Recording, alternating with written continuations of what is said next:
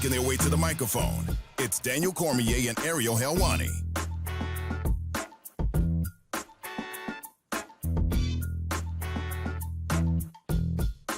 Back in your life on this second week of March 2021.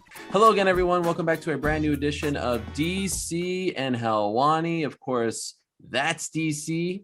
Daniel Cormier back from Las Vegas. I'm Helwani, Ariel Helwani. DC, I don't know if we've ever had a program in the almost 1 year history of this show. We're approaching the 1 year history of this program being born. In fact, this past week was the 1 year history of the radio show. Later on, we've passed the anniversary. That was last weekend. Well, us doing, the show on this type of platform. Anyway, I don't know if we ever had so much to discuss on a particular week. So I say no dilly-dallying, no messing around. We got to get right into it. Right away. Just right in. Just like no talking, no joking, no messing around. We got to get to the business. The reason we're here is to discuss all the happenings of last weekend, and you want nothing else. I agree wholeheartedly. Of course, I'd be remiss if I don't quickly point out that today is Commonwealth Day. So it's a very important day for the Commonwealth. I'm from Canada. So Canada is a part of the Commonwealth. Okay. No, it's an important day. I know what you do. And of course, DC, this is actually a really important one, and I feel bad about it. Today is National Proofreading Day. And I have given you, a little bit of crap over the years for your lack of proofreading your tweets. But you know what? Ever since I did that, I've actually made many typos, more typos than not. So I actually have to work on my proofreading as well. But today would be a good day to really take that all in. Don't do this. You can't do like all these like different ones and then do like an important one. That's not fair. Okay. That's not fair. Most importantly, today is International Women's Day, because this is being celebrated all over this great world. You're a girl dad of two. Yes. Shout out to Luna, looking oh so cute on Instagram. I'm a girl dad. We are very close to our mothers, grandmothers. Marquita. Of course. I was just saying the new one. Marquita. Yes. For past last week's birthday, and also that beautiful reading of the essay with John Annick's daughters for Amanda Nunes, which was she was very proud of. So happy birthday, Kiki, my love. And also it's a big day. It's an important day. I had an opportunity to go to Gilroy almost 2 years ago now, and I saw you coaching your young students. I saw young, athletic, strong, confident girls in that club. I love the fact that you support young women being equal to their male counterparts. And later on in this program, we're going to be celebrating one of the greatest female fighters in the history, if not the greatest female fighter in the history of combat sports. I'm not just talking MMA. Yeah, all of combat. Yeah, actually, we got a treat this past weekend because we had Clarissa Shields fighting on Friday. We had Amanda Nunes fighting on Saturday. So it was a huge weekend for women's athletics. And we are very excited to be celebrating International Women's Day here. And of course, for more, you could go to ESPNW, all their handles, all day long, all year long. They do a great job of covering women's sports. Okay, so today on the program, DC, we have to talk about UFC 259. What an incredible card. So much going on. Like I said, it was stacked, but in the aftermath, there's so much to discuss. And so let us begin with the main event. We're going to kind of work our way down here because there's just so much to discuss. All right. So the main event, Jan Blachowicz retains the light heavyweight title. He beats Israel Adesanya. Izzy moves up to 205. A lot was made all week long about the lack of size that he put on early on. It looked like it was going well.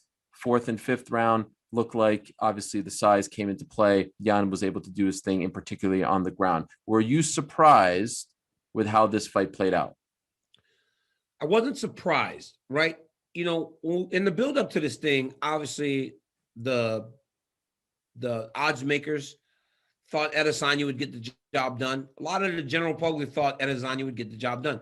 I thought it would take a Jan Blachowicz knockout, but I did believe he had that ability to go and find that. But when the fight started, the first round started, it was a bit of a slow round, right? Very close.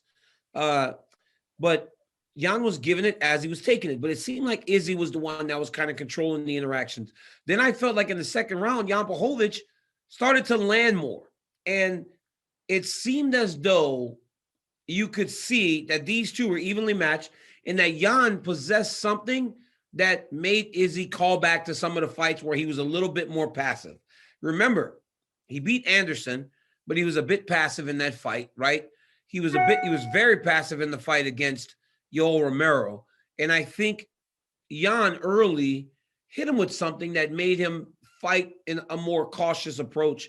And it continued down the path. But you saw as the fight wore on, the third round, Izzy had his best round. That was probably the easiest round to score for him. Yes. And then in the fourth and fifth, Jan Blachowicz did what he needed to do. And he spoke a lot about that in the buildup to us personally, publicly, about using his wrestling. What we did not know was that he was going to use it, but he was going to use it late.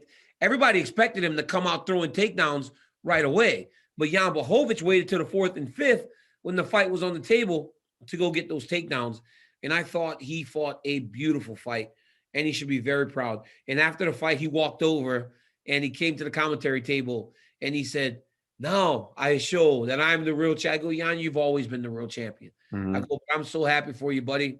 Proud of you for what you've accomplished." I mean, this young man should be praised for what he has been able to do with his career when at a time it looked like he was going to be out of the UFC. Yeah, I like that you call him a young man. He's 38. He's doing this in the twilight. I know. You know, but that's a young 38. I mean, Jan's a young 38. This guy is like aging in reverse.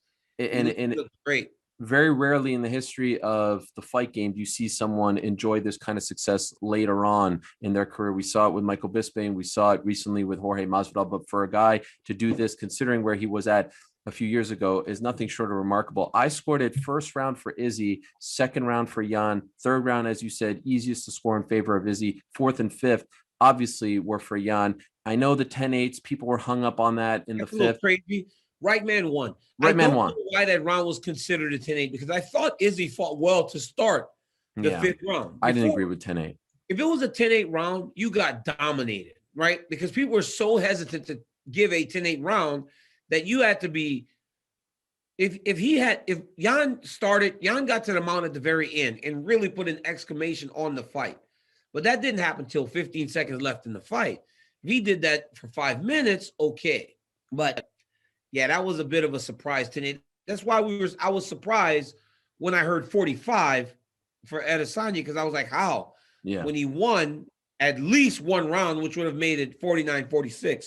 But yeah, different but really, man. Moot point. The right man won. I didn't see anyone scored in favor of Izzy. In fact, you can make a case that it was 4-1 in favor of Jan. Yeah, because the first round was super close. The first round, I know you said 1 to Izzy, and I did give Izzy first two. I felt it was 2-2 going into the fifth round. But the first round was so competitive that you could have given it to Blachowicz. And, listen, man, sometimes these fights, they end and you hear the scorecards and you're like, wow, that's different. But it is what it is. As long as the right guy gets his hand raised. And Jan Blachowicz was the right guy. He got his hand raised. Let's play a little Monday morning quarterback. What's going on with your notifications? Can you hear that? Like, yes, of course I can hear my that. notifications are on. I mean, golly, here we are. I gotta be honest. I don't know how to turn them off. So that's fine. Help me, or I can just leave them on, because you're probably gonna get that because that's my emails. Or you could just close your email app. That could work as well. You know what I mean? Do you need to get emails within the next hour or so? Emails, no. So just get out of it. Just quit it. Email. Why did that open? I didn't open my email address. It's all good. Listen, it's one of those things. It's just one of those things that we'll never know the answer to. Let's play Monday morning quarterback. In hindsight, do you believe it was a mistake for Izzy to come in so light? Should he have bulked up more? Does that fight go any differently if he's got a few more LBs or kgs on his frame? I don't know. I don't think so. I honestly believe that Blachowicz, and the power that he possesses, is so fierce that Izzy would probably have to fight him the same way every single time. There's not going to be many times where he can approach that fight much differently. You understand what I'm saying? Yeah. He's going to have to fight like that. And because he has to fight like that, it's always going to be competitive and close. But I think Yan did the right thing, and those takedowns, man, they were beautiful. That one in the 4th round, he just changed levels and just drove right through him. And I think in that moment, you saw the difference in size, because we've seen Izzy get hit at the hips before with a takedown. Derrick Brunson did it. Kelvin Gastelum did it, and he was able to defend guys his size. Blachowicz just ran right through him. You know, this guy's a train, and he's fantastic. And I don't think a few pounds would have helped that, because there's no way Izzy would have weighed 220 going into the octagon. That's what he would have had to have been in order to really compete with Yan in terms of physicality. I don't believe Izzy's star power has taken much of a knock after this. Look, momentarily, the winning streak is over. First loss in the UFC. You're now 20-1 as a pro MMA fighter. Absolutely. You can say momentarily the momentum has been halted.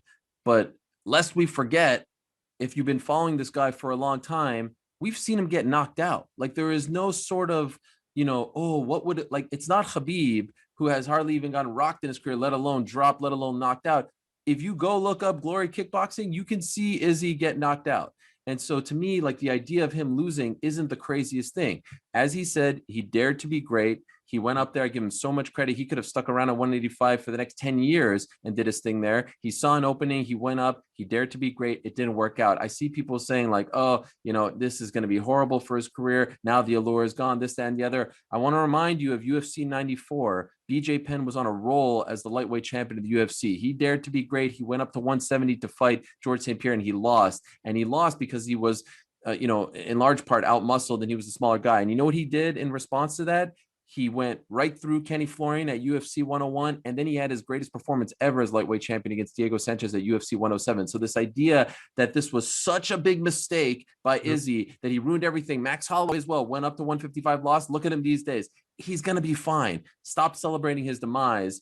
I just want to let everyone know, and I know they're going to say, oh, look at Ariel defending Izzy. No, Yan deserves all the credit. I just said it. He may have won 4 rounds to 1. But hey, Izzy saw an opening. He went up, and now he's got to go back down and do his thing at 185.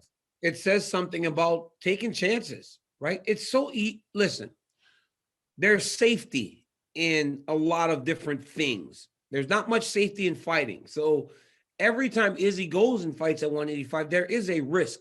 But he has shown time and time again, by being the champion in 3 years. He's only been here 3 years. Think about that. Yeah. Adesanya only got in the UFC in 2018? Yeah. So he could have stayed there and continued to just roll off championship victories, played it safe. But instead he took a shot, And it's crazy because you forget about all those people that tried and failed. Because it seemed as though lately, when people have attempted to become double champion, it's happened, right? Conor did it, I did it, Amanda did it, Henry did it. It all happened in a short period of time that you almost forget about what the accomplishment is and how difficult it is to get to.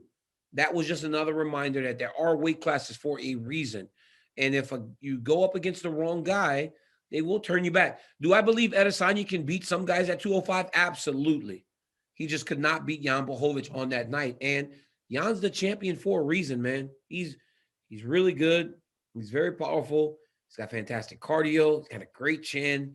And now the confidence matches all the abilities. And it's going to be difficult to get that belt off him. Because listen to this. Yan Blachowicz is a guy that you thought would never hold a UFC championship. Knocked out Dominic Reyes. Mm-hmm. Defended it by beating Israel Adesanya. Fighting Glover is good. Glover's what, 42? 41, I believe.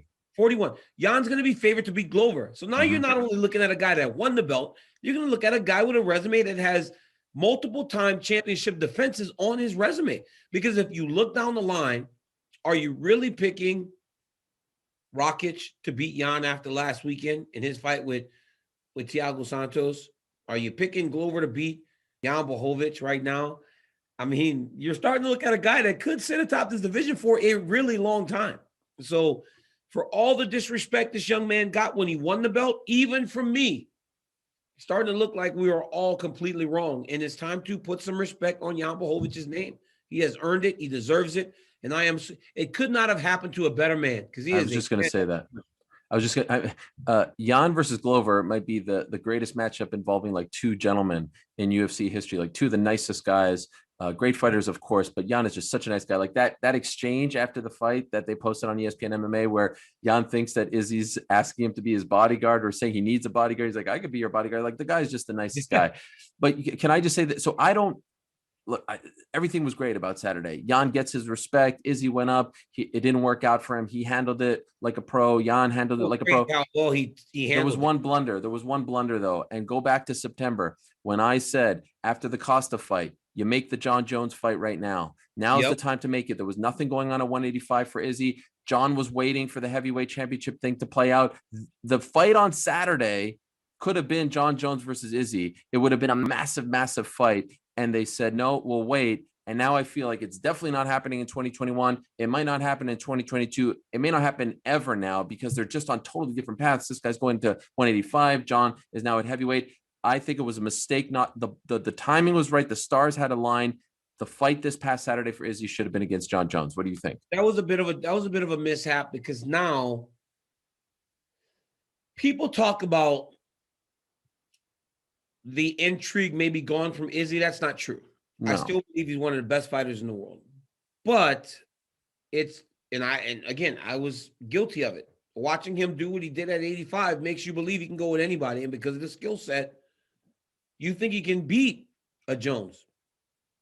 Today, after watching last Saturday, I believe Jones would be too big for him. I really do. Just calling a spade, rivalry out the window. I just believe Jones would be too big for him because watching Yan take him down, Jones would press him against the octagon and take him down, right? So I just think that fight, for as much intrigue as there was, for me, it doesn't really need to happen because I just believe that now, especially with the weight that Jones has put on, not a great fight for Adesanya. I do believe that. I was never confident that he would beat Jones to begin with. I thought he could compete with him, maybe win. I don't feel like Izzy would be able to get him right now. I just think unless he put on massive amounts of weight and decided he was never going to be able to make 85 again and never fight light. You would have to be 225 pounds in order to go and compete with Jones, even at 205. And it would take a complete career change in terms of direction in order for him to beat a guy like Jones. Because even today, for as much as we love Jan Blachowicz and how great he did, I still think that Jones is the best 205 pounder in the world. Wow. That obviously means a lot coming from you, given your history with John. So I appreciate you saying that. So we know what is next for Glover, what is next for Yan. It's Glover Teixeira. There's no mystery there. It's always nice when that happens. No one has to campaign. No one has to do their thing. Hey, good on Glover for getting a few extra bucks this weekend. He weighed in. He was there. Cool stuff. I'm happy that he finally gets that second crack at the title because Lord knows he deserves it and he put in the work. The question to me, though, that I don't know the answer to just yet, and I suspect in 6 weeks or so, maybe even less, we'll know the answer to this question is, who does Izzy fight in his return to 185? Feels like there's 3 fights. Right? What's that? It'll probably be Rob, right? Rob has proven to be. Well, wait a second. There's 3 fights. There's 3 fights coming up. March 20th, we have Kevin Holland and Derrick Brunson. You telling me if Kevin Holland wins that fight? I mean, he should be in consideration. There's heat there. All right. So we got that. Then we got April 10th, Darren Till and Marvin Vettori. You're telling me you want to be the one to tell Marvin Vettori he doesn't deserve another crack at Darren Till if he loses to Darren Till? And by the way, Izzy himself said he likes the Darren Till fight, and that might be the biggest, quote unquote, money maker of the bunch. Tell Marvin Vettori. Who's it tell Marvin Vettori? Say Marvin, it's just not your time yet. Boy, he is going to lose his mind. And and then you have Whitaker Costa April 17th. Now, I don't think Costa gets it. By the way, you stopped short. You were just about to say I've been giving Costa a hard time on my show. You stopped short right on the broadcast, but I appreciate you saying that. But if Whitaker wins, to your point, I mean, how do you deny him at this point? He'll now have 3 straight wins over top level guys. So I don't know. That's what's fun about the next 6 weeks or so in the middleweight division. There's like a little mini tournament here. Who looks the best? Who emerges? That's happening across weight classes right now, right? March was full of heavyweight fights. Right, so many heavyweight fights in March. You're right. Your boy Cyril, you got to watch your boy Cyril, who you just absolutely love. He's the man. You got Bon to gamin. You got to watch the Beast do what he did in the beginning of the month. Then you get the heavyweight title fight at the end of March. It was great. Now you get to see the middleweight champ fight. Then you see all these middleweight fights following. So everybody's in line right now, which doesn't happen very often. You know, a lot of times you have a champion that's waiting for the next guy to show himself. Everything's working the right way because Izzy's going to need some time. And somebody that out of this next 6 weeks, as you said, is going to prove to be the next guy. So, yeah, it's perfect. It's perfect. Listen, man, it's a great time to be a fan. It's a great time to be a part of the UFC and just fighting in general. One last thing I wanted to ask you about this particular fight. We don't talk about it as much right now. We talked about it a lot at the beginning of the pandemic. But do you think the smaller cage impacted Izzy at all? I think it helped Jan Blachowicz a lot. It helped Jan. And I said this on Friday. We did a media scrum, and I said, you know what, guys? The smaller space helps the guy that doesn't need as much room to operate. It helps Jan. Izzy wants space. But does he really? Because we saw him standing there with Paulo. We saw him standing there with Rob. But against Jan Blachowicz, more space may have benefited him. But you're right. We don't talk about the octagon size no more because it's just the norm, essentially. Right. Every now and again, we get a few, like 1-2 offs whenever you go to Fight Island. But for the most part, everybody fights in the small octagon. So now it's just a normal octagon. I don't know what the UFC, when things open up again, what the UFC is going to do. Like, guys are going to be like, wow, now it's time to fight in a big octagon. They won't know how to respond. Well, I suspect the light heavyweights are happy because if Izzy would have won, he's going down to 185. Yep. A guy like Glover is kind of left on the sidelines wondering, that's the tricky part about the champ stuff. So now normalcy resumes. You have Izzy going back down to 185. You have Jan keeping the belt at 205. We'll see the Glover fight later on this year. Good for him. And we'll see who emerges in the middleweight division. All right, now let's focus on Amanda Nunes. Again, International Women's Day. This is perfect. Amanda Nunes turning into one of the greatest fighters of all time, regardless of gender. Now the second longest active winning streak in the UFC, regardless of gender. And she just went, it was never even close, right? It was not even close. What are you laughing about? What's so funny? It's actually crazy. Levels. Yeah. Bro, I said on Saturday, no disrespect to Megan, just an absolute non-event. It was Amanda come in, Amanda get your belt, Amanda get your money. It was crazy to watch the GOAT do what she did again. The whole build though, right? Like from Amanda and Nina now have the baby. That's a whole nother. It's like now we have to find new wrinkles. Obviously, the baby's a big, huge point for Amanda in her personal life, but we're trying to find wrinkles to add to the story because she's been so phenomenal.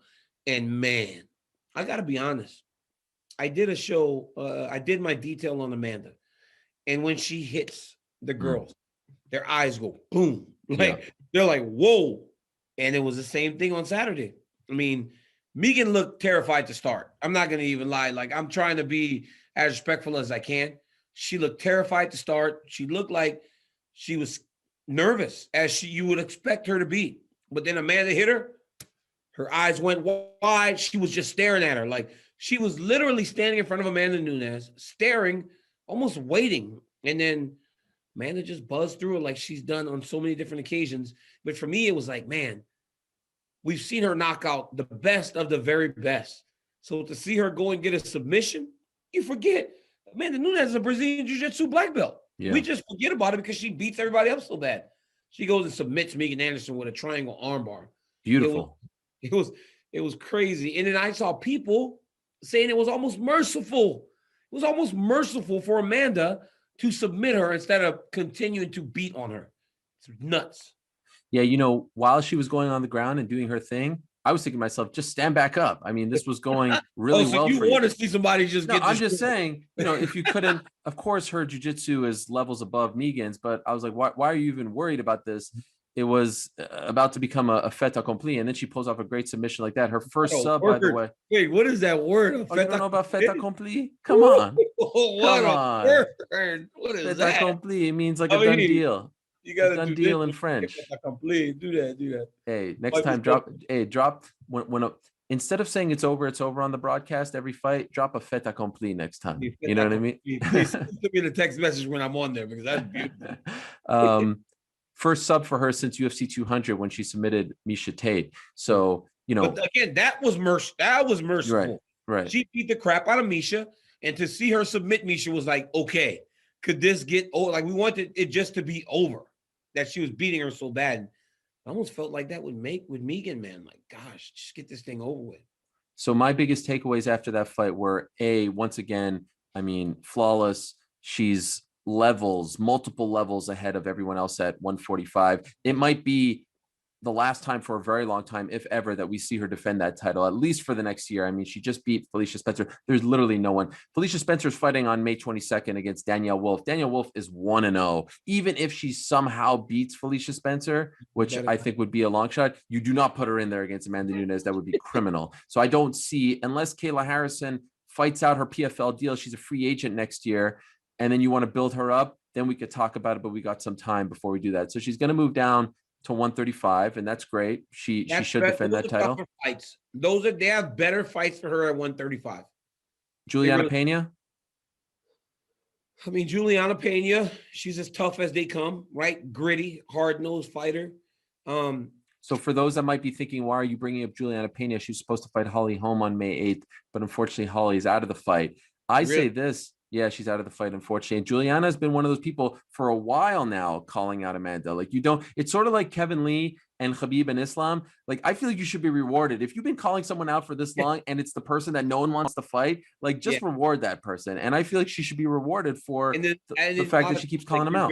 It wasn't actually a reward. Like, Well, yeah. But hey, she wants it. It's bad, but like, the reality is this, Juliana Pena. But for me, when you get to 135, the most intriguing part of that for me is that it brings her back close to Valentina, because I truly believe that's the only competitive fight for Amanda right now. And when she makes 135, it just brings her closer to Valentina. Now, listen, we saw Kat Zingano beat Amanda Nunes way back in the day. Juliana Pena has that type of gritty, mean type of attitude that may be able to withstand the onslaught and just try to drown Amanda. So there is some intrigue in the Pena fight. But how many fights in a row has Juliana won? And just one. That's what I'm saying, right? It's because Amanda's beating everybody so badly. It's like you don't have to really go on a win streak and prove, yourself in order to get back to her. Can I say something that I'd love to get your take on? For as great as Amanda Nunes is, I'm still not even sure if she fights Valentina for a third time. I don't know if she wins that fight. That's how good I think Valentina is. Yeah. Is that crazy? Is that a crazy statement? It's maddening. It's maddening because guess what? I got to be honest with you. When I watch Nunes Valentina 1, I felt pretty good about Amanda winning because she did so good early. Not if it's a 5-round fight. That was a 3-round fight. I know, but if that fight was 5 rounds, I think Valentina. Yeah, it was over. When I watched Nunes Valentina 2, I still don't know who won the fight. Right. I know who the judges gave the fight, but I still don't know without any reservation who won the second fight between Amanda and Valentina. Because if Valentina got the decision, nobody would have been upset. It was that close. So the question is, Valentina's fighting on April 24th. Her probably toughest fight. Exactly. I don't want to disrespect Jessica Andrade. That is her toughest fight as a 125-pound champion. But if she wins, is it time to revisit doing the trilogy? Is it big enough? Is it worth it? Or are we done with the, people moving up, all this stuff? There's level. She has fought at 135, so it's a little different than Izzy. But Valentina's small at 135. Amanda versus Valentina would be such a great. I want to. What's so crazy? Fight. When they show Amanda highlights against Valentina, it almost is like, wow, it's a super fight that we saw, but it's one of those weird ones where it's now bigger over, regardless of how many times. Yeah, because what's going to happen most times when Amanda fights somebody else. It's going to be her just kind of cruising through them, but Valentina ain't having it. That's the one thing about the bullet. Like, bro, Valentina Shevchenko is such a nice gal, but she is mean. She's ornery, and she has a ton of skills. Her mom is like a Muay Thai champion. Like she's like the president of the Muay Thai Association. Shadow boxing champion as well. She's a shadow. Her mom Yeah. So she's in there. Valentina's on the ground playing with her opening Christmas gifts. Her mom's in the corner kicking the tree. You know what I'm saying? Mom's over there working out. Like this, all this kid knows is fighting. All this young lady knows is fighting, and she ain't afraid of nobody. I thought you had an extra beat there on that one. I thought you were going to say something else after that one. That's great. I thought you paused and then you were like, okay, let's go. Let's go. Okay, all right. Okay, so Amanda Nunes wins featherweight division, probably on ice for a long time. Who knows if it comes back? That last week. I'm sorry, she told us that last week in the fighter meeting was that after she was done with Megan, it would be very difficult to find someone to challenge her for that belt, but she still wants to be considered double champion. She does not want to. 100%. So even if the division gets put on ice for a while, when she goes and defends, she still wants them to put those belts on their shoulders, because if somebody shows themselves, even if they're from the outside, and you just bring them in the challenger, she's okay with doing it. Like, she loves the idea of double champion. She wants to continue to be that. So for a long time, you're going to see Amanda with 2 titles on her shoulders. She has earned that right. All right, now I'm getting sweaty palms now talking about the 3rd title fight on this card. Man. Let's go. Roll tread up the lightly. Tread lightly. We got tread lightly. We got tread lightly here. Okay. We got tread lightly here because we may make some people mad, but it's okay. I'm ready. We tell it like it is. We tell it like it is. Piss people off. Petr Yan Aljamain Sterling, 4th round, illegal knee. No controversy in terms of was he down, was he up? I mean, this was as flush. It was as flush as it gets. Aljo can't continue. The rules state situation like that, title fight, challenger gets hit with an illegal shot. He's the new champ. Heartbreaking stuff for Petr Yan. No one's a winner, in my opinion. No one wants to win a title that way. No one wants to lose a title that way. Can we agree on something up until that point? Petr Yan was up either 29-28. No, he was up 29-28. Well, according to us. Yes, but he was up 2 rounds to 1. And he was about to become 3 rounds to 1. Aljo won the 1st round. Right. Petr won the 2nd round, 3rd round. 4th round, Petr was winning again. Like, that was probably the most dominant round. And it felt like it was going very bad in the wrong direction for Aljamain Sterling. Can we agree? Absolutely. I couldn't agree more. It looked like he was fatigued.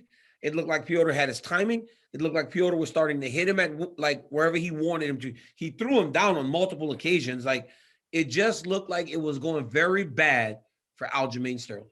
And it was reminiscent of Anthony Smith versus John Jones a couple years back, right? Where the guy who's up throws an illegal shot. It's very clearly illegal. However, in this case, on Saturday and back then with Anthony Smith, the decision is given to the fighter who was hit whether or not to continue. Anthony Smith chose to continue, a decision he'll have to live with for the rest of his life. Had he said, I can't continue, he would have been given the light heavyweight title. Aljamain could not continue, and they waved it off and gave him the belt. How do you feel about how it played out? First off, Rogan made a great point on Saturday. He goes, the ref should stop the fight. Right? Couldn't agree more. The ref should take the decision out of the fighter's situation. Not fair. Because first off, in most instances, fighters pretty battered from a knee like that. Secondly, you put the fighter in an awkward situation because one, Anthony Smith didn't take the title, ended up losing his next fight too, I believe. That next fight would have been against Jones as him the champion, him getting champion money. And if Jones is the master star that people say he is on the pay-per-view side of things, I to this day still believe Anthony Smith made a mistake. Aljamain Sterling, he wasn't supposed to continue to fight. Regardless of what you think of how the fight was going, that was such a bad illegal knee. It was really bad. And it landed clean. It was clearly illegal. He was hurt. He was damaged. Had he gotten up, he would not have been okay. Petr would have finished him. So, right decision by Aljamain to not continue the fight. I know he was upset. I know he was disappointed, but right decision for himself to not get up and fight more. And I do want to mention something. You guys showed this in the post-fight show. very clear that one of his coaches said, just punch. There was this thing, and I know what Khabib told you. I don't see it. Maybe it's a word in Russian that I'm missing. Yeah. But what I hear is just punch. So I kind of feel like in the background you heard something, but then I talked to Danny Rubenstein yesterday in Sayat, and they said no one said to kick. Yeah. So I want to be fair to his team as well. I thought we were hearing he might have said "niet," which means no, I believe in Russian. Yes. So maybe that's what we heard and thought, okay, he's saying yes, right? Like, I don't know, but man, it was unfortunate. But boy, it was Aljamain Sterling. Honestly, that was lucky because he was going to lose the fight. It seemed like he was going the wrong direction. By the way, first time in UFC history that a title changes hands that way. There have been some close calls. Even Chael Sonnen and John Jones back in the day had the fight gone on with Jones's foot. You know, it's a weird thing. So I think we both agree on the fact that Yan was winning that fight and looked like he was en route to winning that fight. I think we both agree that it was illegal, that Aljo was put in an impossible situation. I think we both agree it was sort of a momentary lapse of judgment on Yan's fault. Like, the guy's in a fight. He's emotions are high. Actually, it was like he looked over. Yeah. He actually looked over before he threw the knee, which was odd. I don't think Jan's a dirty guy. I don't think he's a dirty fighter. He clearly doesn't want to do that in that moment because he's winning. He's about to win. He's got 6 minutes left, less than 6 minutes. Why would you do that? His cardio was great. He was in fantastic shape. He didn't look tired at all. This is where it gets tricky for me. This is where it doesn't sit well with me. The aftermath does not sit well with me because in the aftermath, Aljo takes the title. He throws it to the ground. He's emotional. He does the interview, which I was surprised about because I thought concussed fighter, you don't want to do an interview. He says, I want to do the interview. Wait a second. He says, I want to. Okay, fine. Give the man his chance to explain himself. I want to do the interview. That's all. I'm fine up until that point. But almost 30 minutes later or so, I might be off by 10 or so minutes. He's on Twitter. And then I see the pictures posing. And that makes me feel a little weird. And where I lose it is when I see the Henry Cejudo stuff, because now it's clearly you guys doing like, hey, let's do something for social media. Let's pose. Let's get the people talking.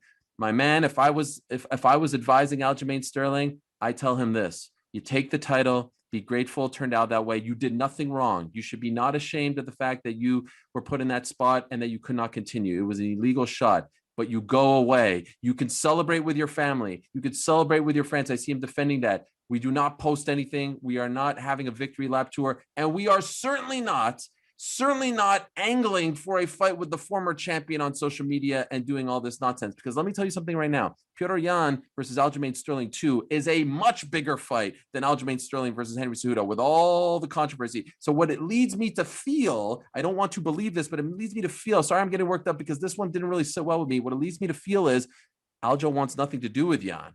And he's trying to go for the quote-unquote money fight with Cejudo. Let me explain to you something, Aljamain Sterling. That's the money fight. The Yan fight is the money fight. The rematch is the money fight. You write that wrong. That's the money fight. I don't like what happened in the 24 hours after that. I really don't like it. I don't feel like he handled it well. And I actually feel like it made Yan into a sympathetic character in all this.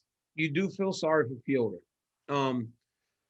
Look, man, I've got group messages with my friends. And I cannot say I did not screen grab pictures of Aljamain with the belt on one shoulder holding up shots. Like, come on, Aljo. Like, just when Jones knocked me out, they called me on UFC Tonight and gave me the belt back. Remember when they gave me the belt back? Mm-hmm. I never went anywhere with that title. When I went to fight Volkan, what did I say? I felt like I was fighting for a vacant championship.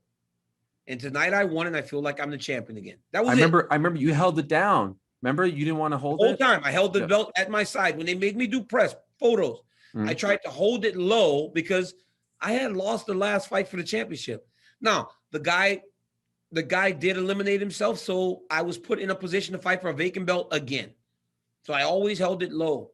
And I feel like Aljo should have maybe done the same thing, especially when the immediate reaction was to throw it on the ground. Right. So like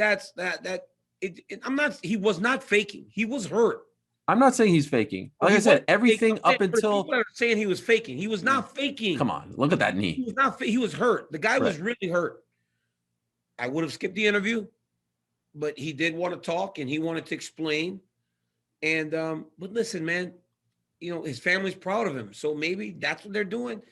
I gotta be. I don't agree, Ariel. I really do agree more with you in this instance about just do it a little bit different. You know, put that belt away for a little bit. It's yours. You know that now you get championship money. You know that now you get pay-per-view points. You know that now you are on the opposite side of the spectrum. But it cannot be boasted, especially in that way. You know, because it's just not a good look. It's not a good look. Not everything has to be public. And you could say, hey, who are these guys telling that guy how to celebrate? He put in the time, he put in the work, he paid his dues, fine. But you have to, in life, consider the optics and the optics of this situation when, you know, Dana White. Listen, there are pictures floating around like everywhere. Yeah. Like I said, when I sent the photo, I was hit back with 5 other photos of him with Marab and him with Al, and just like, yo, like random people, random sports fans going, I mean, like, wait, what?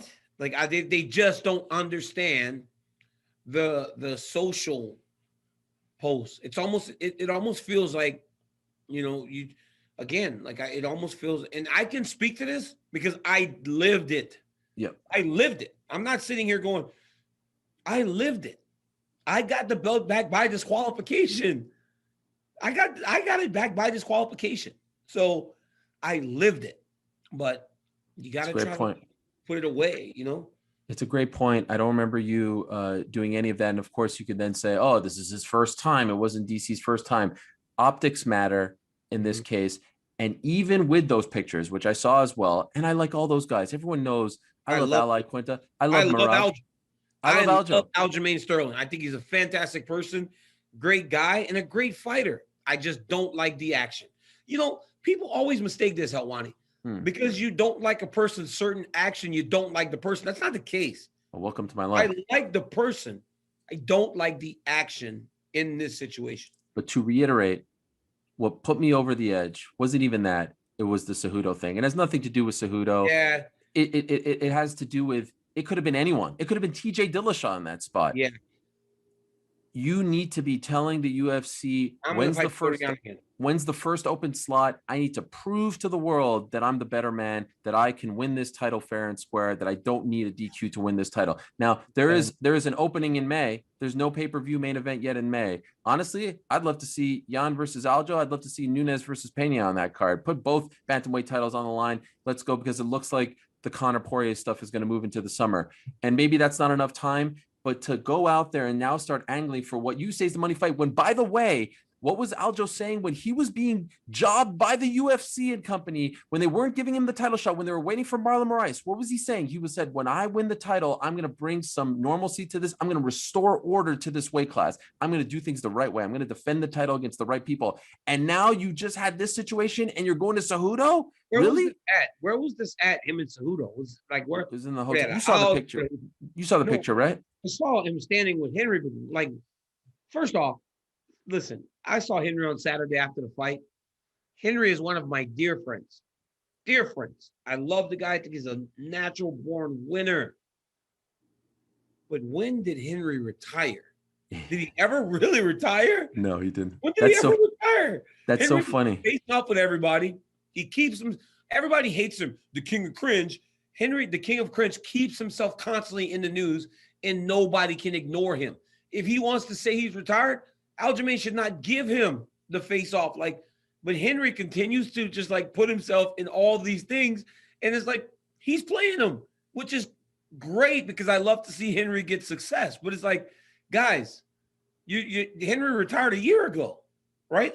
Wasn't it last year? Yeah, it was last May. So it's like, he's retired, but he's constantly keeping himself in the conversation. Do the right thing. Fight Petr Yan again. Go back with Eric Nitzik and Coach Longo and find a different approach, because he fought in a frantic manner on Saturday. The pace was crazy high, and he seemed to be fatiguing faster than Petr. I think they might have thought Petr would have got tired as the fight went on, but Petr was really finding his stride. Now, I feel like Aljo would have made it to the final bell, but it wasn't the right approach, I don't believe. It's so funny you say that. Just to break the fourth wall really quickly, Henry Cejudo was on Sports Nation, brand new show on ESPN Plus. Shout out to them. They do a great job last night. And he drops at the end of an interview that he's not retired anymore. And so the hosts, my friend Ashley, I think it was Gary and Taylor, they're like, oh, Ariel Helwani, if you're listening, go find out what's up with Henry. He just dropped some news. And then we have a little Slack channel, and they wrote to me, Ariel, go find out what's up. My response was, Henry retired? Could have fooled me. I didn't know Henry retired, because the man has handled this, I mean, so poorly in terms of, you want more money, bud, but this is not the way to go about it. You're putting yourself out there too much. Again, just to reiterate before we move on. I think it's brilliant. This is not even a Henry thing. This is not even a. You forget about him. He's never let anybody forget about him. Distance makes the heart grow fonder. This could have been anyone in that spot. It could have been you in that spot. The point is, you win like that, you go back to Petr and you say, let's run it back, because I maintain, and I believe this with all my heart, Petr Yan versus Aljamain Sterling 2, at this point, you sell it the right way, you tell that story the right way, is infinitely a bigger fight than Cejudo versus Aljo. And you saw the stare downs, you saw the back and forth, like all week long, they were stealing the show. That's the fight to make. You got to make it. Enough with this nonsense. All right, we got to take a quick break here, because up next, we're going to talk about your boy, the guy that you were very kind to Drew Dober all week. I told you, don't sleep on Islam. I told you.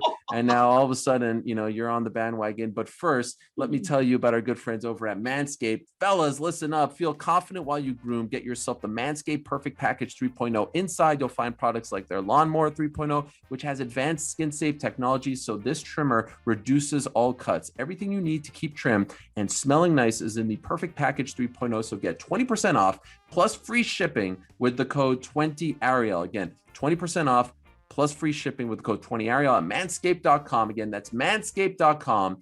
And please use the code 20Ariel. So for the past few months, I've been saying, I can't wait for Islam Makhachev to get back. He is the heir apparent to Khabib Nurmagomedov. This man, I mean, you talk about Khamzat Chimaev and stuff, like guys who aren't in the top 10, who should be in the top 10, who right now could beat top 3 competition.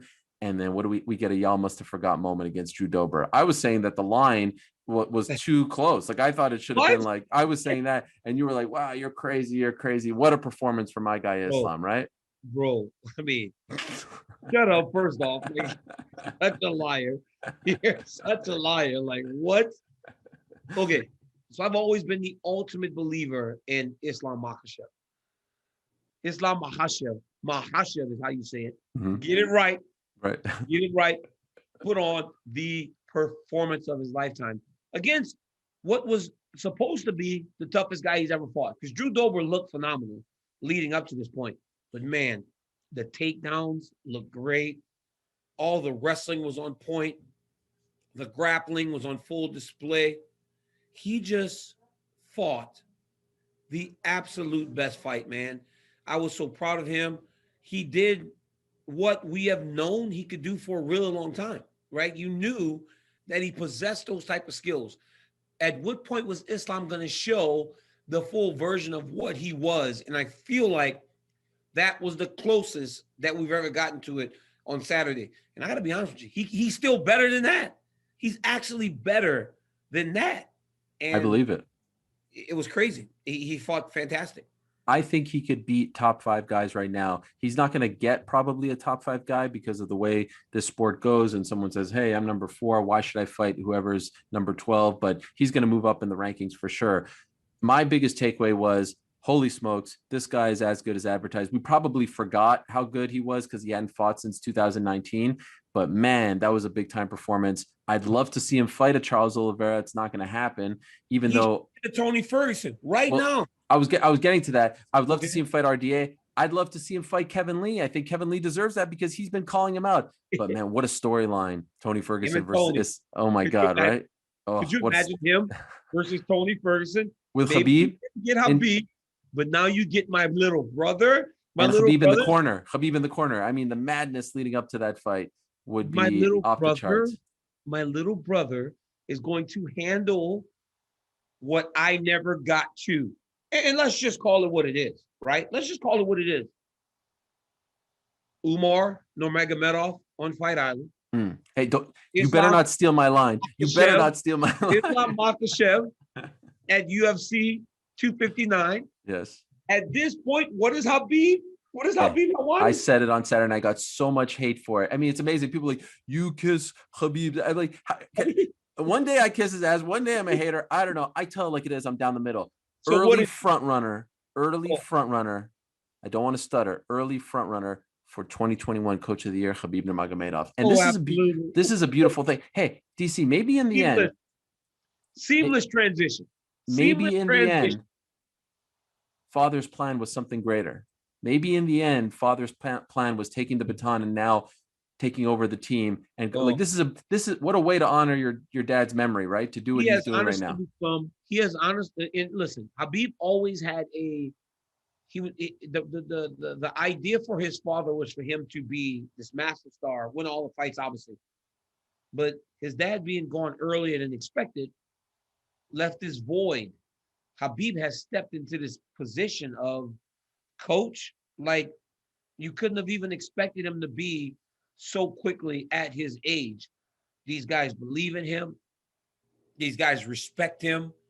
I mean, from the Russian fighters to, he's in Vegas right now because our gyms aren't open as they want.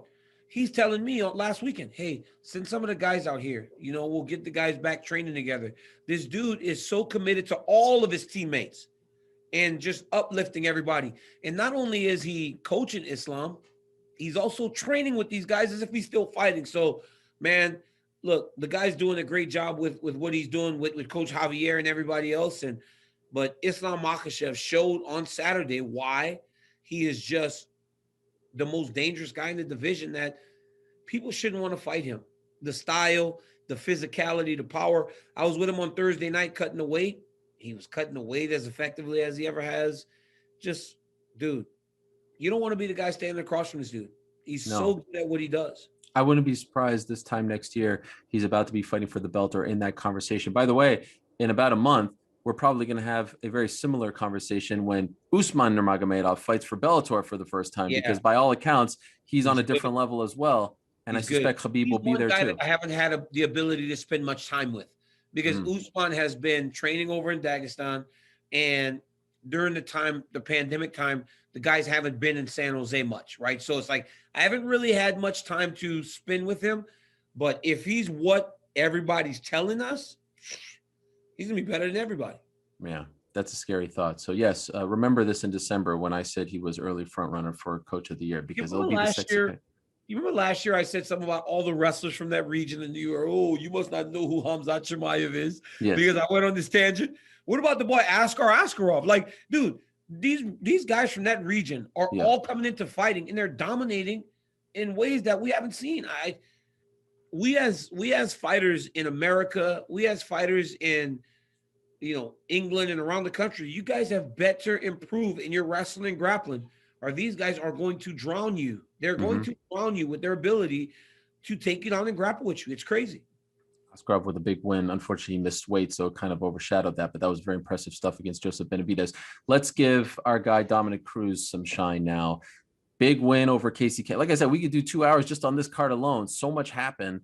And we probably won't get to all of it, but Dominic Cruz with the big win over Casey Kenny. One judge scored it in favor of Kenny. I did not see that. 29-28, in my opinion, for Cruz. Big takeaways. Hey, the movement's still there. The speed is still there. And you know what? What was my biggest takeaway?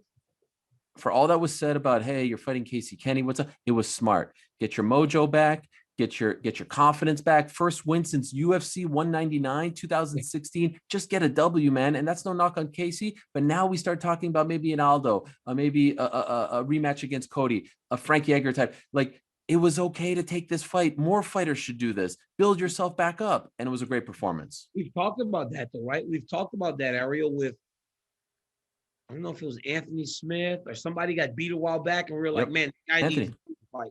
Needs a tune-up fight. He needs to take a step back. He doesn't need to be fighting contenders. And it felt like Dominic did that. And if anybody's going to do that, it's going to be Cruz, right? He's going to think his way into a position to give himself a chance, to really get himself back going in the right direction. So, massive win. Massive win for the champ.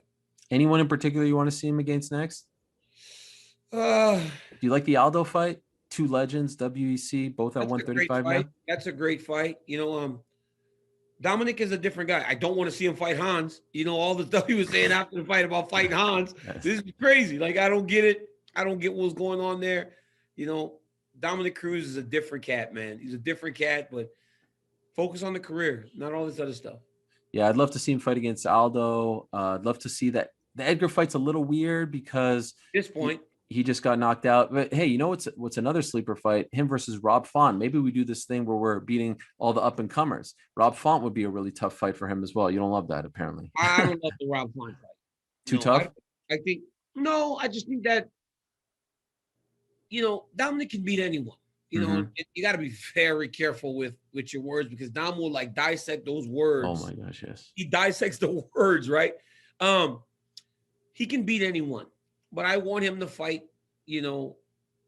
Rob Font deserves a fight heading up more towards the championship. I think he's a little ahead of Dom right now. So, wow. I'd like to see Rob go a little bit more forward.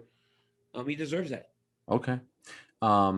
We have to talk about other non-259 things, but let me just shout out Trevin Jones, Uros Medes, Amanda Lemos, Sean Brady, Kennedy Nzechukwu. Those 5 fighters started the card with finishes. Very impressive. Timothy Elliott, big win. Kai Kara France, big win. Kyler Phillips, big win. And of course, as we said, Askar Askarov with the big win as well. This weekend, DC, Leon Edwards versus Bilal Muhammad. You were there. You're not calling this one, right? I'm going back. You're going back. Yep, did you see my guy, Leon Rocky Edwards? Did you get a chance to be in front of the greatness?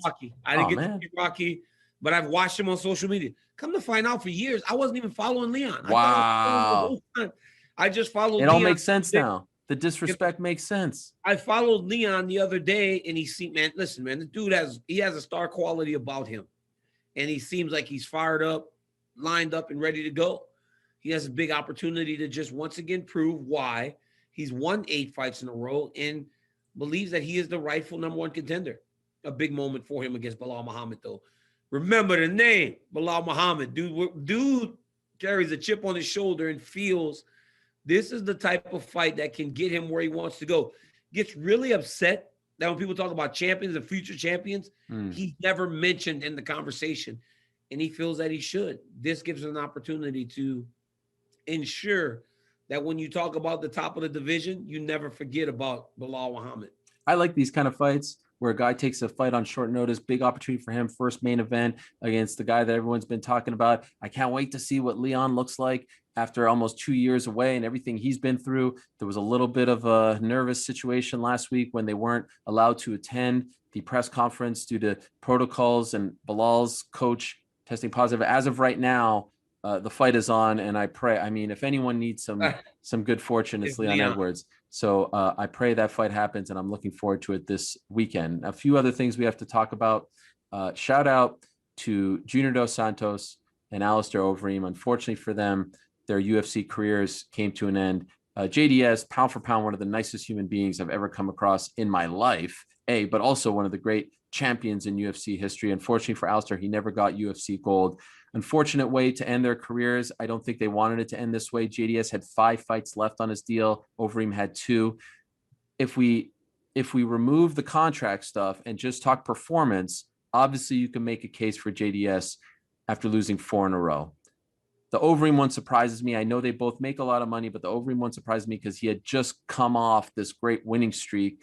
And it could have been, I think, 5 in a row had you factored in the Jairzinho fight, which he was seconds away from winning.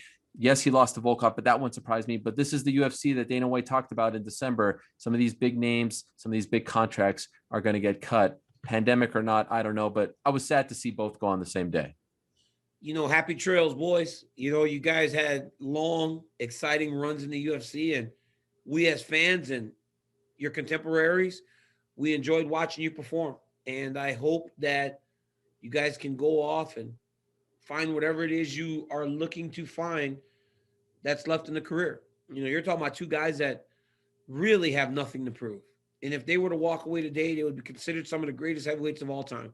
So, but if it's for the love, do it. I know if I see those guys fight, I'm tuning in. So it sucks, but it is what it is, man. Sometimes you got to get rid of guys that make $1 million, $900,000, $800,000 when they aren't main event level talents anymore, especially when some of your champions are making much less. So big contract guys that, time just ran out. Time runs out, man. Like nobody has forever, and it's sad to see him leave, but I understand the thought process behind it. I would say it's a reminder to all fans and media and even fighters that when you hear someone signing an 8-fight contract, it doesn't mean guaranteed 8 fights. Yeah. Unfortunately, the way the sport is right now, it's not guaranteed. So make the best of your time. We celebrate these contracts sometimes, but look at JDS, 5 fights left, and all the power is in the hands of the promoter, not just in the UFC. It's the same way in Bellator. It's not, it's just the way the sport is. I'd like to see that change. I'd like to see. Though. It's not just in mixed martial arts. There are a lot of sports. Some sports are guaranteed. Some sports aren't. It's just the way the world is. I would always like to see, hey, you sign a contract, you get to play it out, but who am I? And what the hell do I know? Hey, DC, you know what I do know? I do know something. I was very upset last week. I was on an island all by myself. Everyone was celebrating this. Everyone was like, oh, wow, this is so great. Oh, it warms my heart.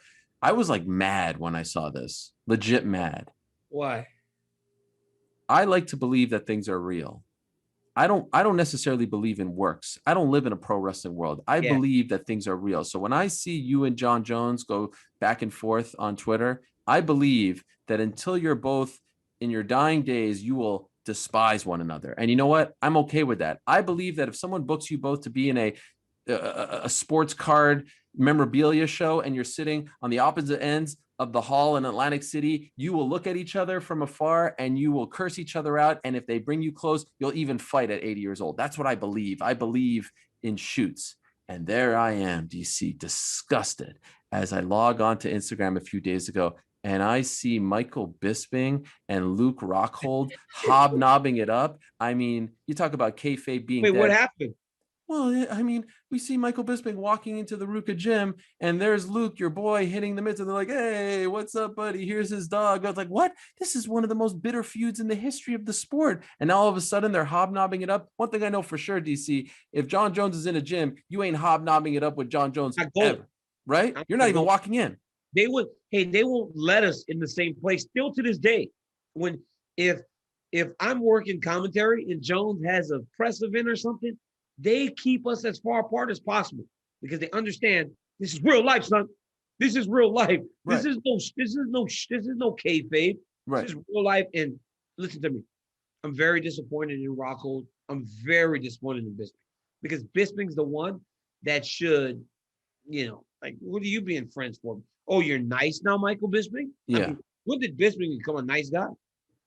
Do you agree with me, though, that, like, I now view the whole feud differently? Now I start to wonder, wait a second, were they in on it the whole time? It worked. The whole time it was a work? By Luke? I mean, did we get worked by Bisping and Luke? I feel like it. Oh, my goodness. Because let me tell you something. That interaction that I saw on Instagram was certainly not the first time they were hobnobbing it up. Did it feel genuine? No, it did not. Did it forced? It felt like Cejudo and Sterling doing a little face-off in the middle of the hotel lobby. You know what I mean? It felt like, hey, let's do this for the gram, but I'll see you tonight for dinner. If that's the case, then maybe there is some bitter blood underneath it all, So what do you mean? No bitter blood. It was a work. If it's let's do it for the gram, that doesn't mean it's real.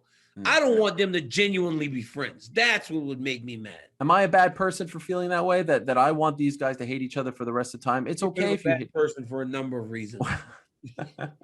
Listen, you try to sell me on the fact that you guys hate each other, that is bitter, that you're throwing insults each other's way, that you would want to kick each other's butt until you're 65, and then even afterwards you'll always curse. And now all of a sudden, this is the way the feud ends. Like, really? Like, we talk about the mega powers.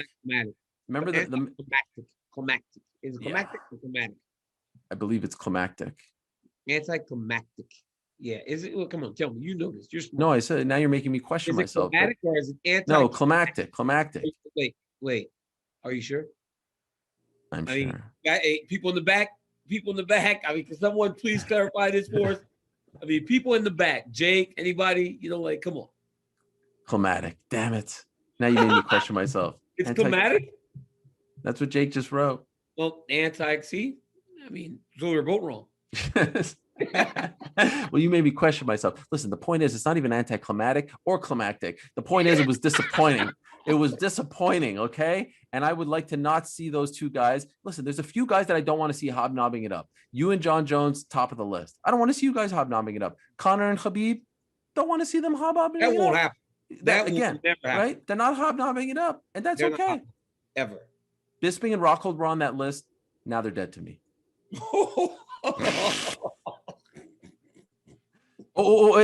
Wait. There's an argument back there. There's been an argument in the back. Hey, Sean is now telling me it's climactic. I was right. See? So there's Corporate been an Jake, argument going on in the back.